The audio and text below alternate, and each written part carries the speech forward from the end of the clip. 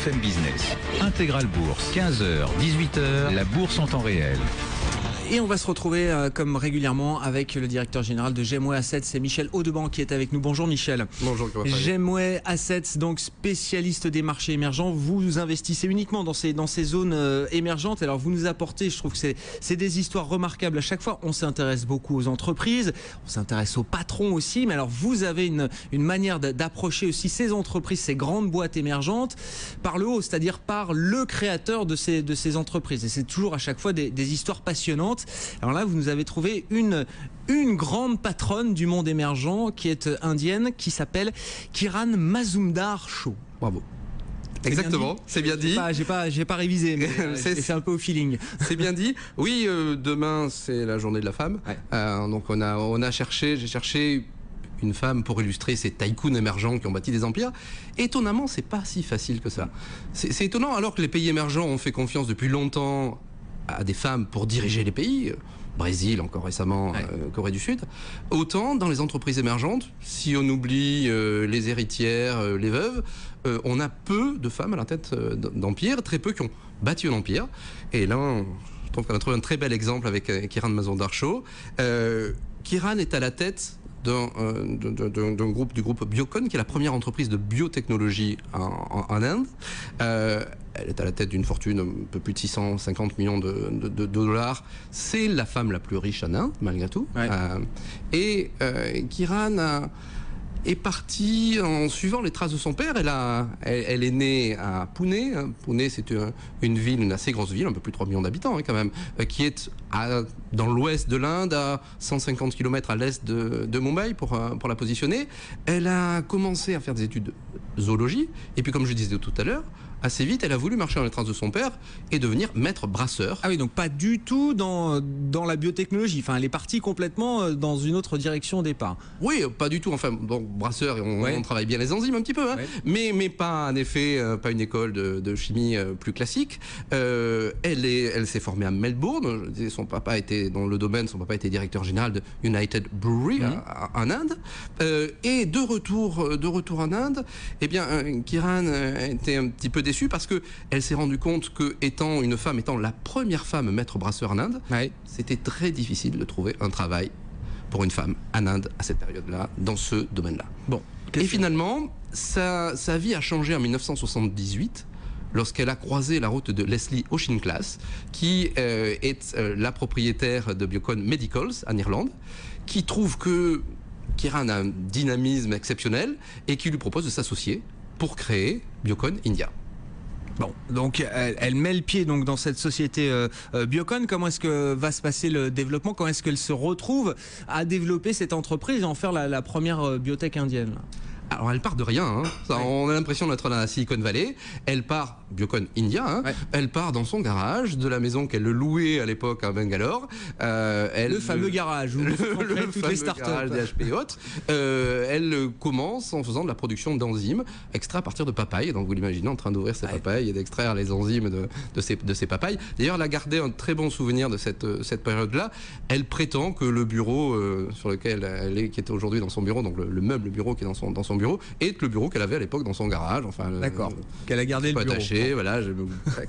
Bon, son entreprise s'est gentiment développée, mais très vite, donc à la fin des années 70, début des années 80, elle s'est heurtée à un problème majeur, c'est développer une société en Inde quand on est une femme. Ouais. Discrimination, des salariés potentiels qui ne veulent pas la rejoindre parce que des hommes ne voulant pas travailler pour une femme, voire même des clients qui lui expliquent très clairement que tant qu'il n'y a pas un homme dans la direction générale, c'est pas la peine, ils ne travailleront pas ensemble. Bon, donc il faut qu'elle trouve un homme. Alors, elle en avait déjà trouvé un. Elle avait déjà trouvé John Shaw, c'est le Shaw de son nom. Et donc, son mari, en effet, en 97, a rejoint la société, a acheté quelques actions et est devenu vice-président de Biocon India. L'entreprise s'est rapidement développée. En 2001, premier grand succès, c'est la première société à obtenir un agrément de la FDA américaine, la Food and Drug Administration, pour une molécule luttant contre le cholestérol, diminuant le cholestérol. En 2004, introduction en bourse. un succès. La société est sursouscrite plus de 30 fois. Donc à partir de 2004, Kieran fera les unes de la presse, sera à peu près élue partout, femme de l'année ou la plus autre. influente, la plus puissante, parmi les femmes les plus influentes du monde. Exactement. Aujourd'hui, c'est la première entreprise de biotechnologie en Inde. Elle est devenue incontournable dans de nombreux secteurs, l'oncologie, traitement des cancers, mais aussi les maladies auto-immunes, mais aussi le diabète. Elle a développé la première molécule d'insuline par voie orale. Donc un spectre très large quand même. Hein. C'est vrai qu'on a beaucoup l'habitude de voir des biotech très spécialisées sur des niches. Là, elle part sur une gamme assez large, on va dire. Elle part sur une gamme assez large. Elle a un objectif, c'est être dans le top 10 mondial des sociétés biotech. Et un deuxième objectif qui est de développer des thérapies accessibles au plus grand nombre. Et c'est là où ces objectifs business et les premiers objectifs philanthropiques qu'elle a commencé à avoir se rejoignent. Elle a créé en 2004 Biocon Foundation.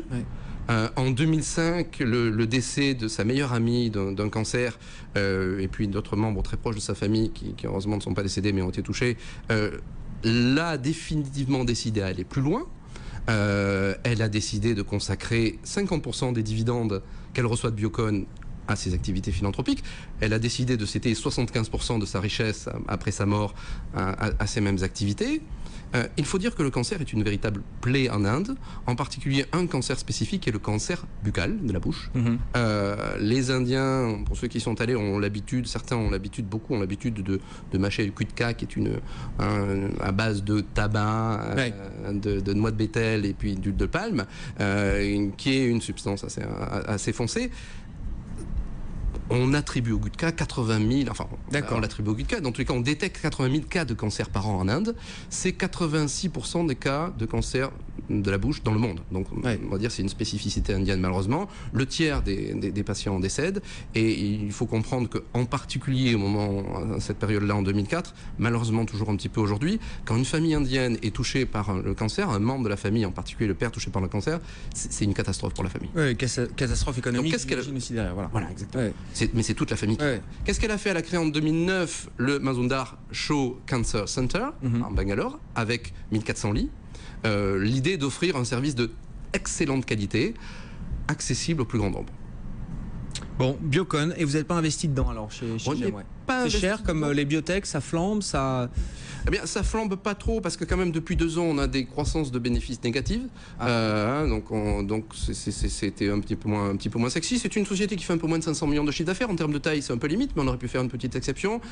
Cette croissance est un petit peu décevante. En fait, elle a une taille qui fait que il faut quand même qu'elle soit toujours en train de trouver la molécule qui va bien, mais c'est un groupe à suivre. Un mot sur l'Inde, peut-être, on a 7% du portefeuille sur l'Inde. Exposé à l'Inde. Exposé à l'Inde, à peine plus que dans l'indice. On a des sociétés comme Sun Pharma, dans la générique. On a une société comme Infosys, dans le service informatique. Et on a aussi des élections qui arrivent en Inde. Qui seront évidemment très importantes pour l'avenir et les réformes qui devraient, on l'espère, avoir lieu dans le pays. C'est un pays où on sera sûrement beaucoup plus présent à l'avenir. Merci beaucoup Michel. Michel Audban, directeur général de Gemway Asset sur BFM Business.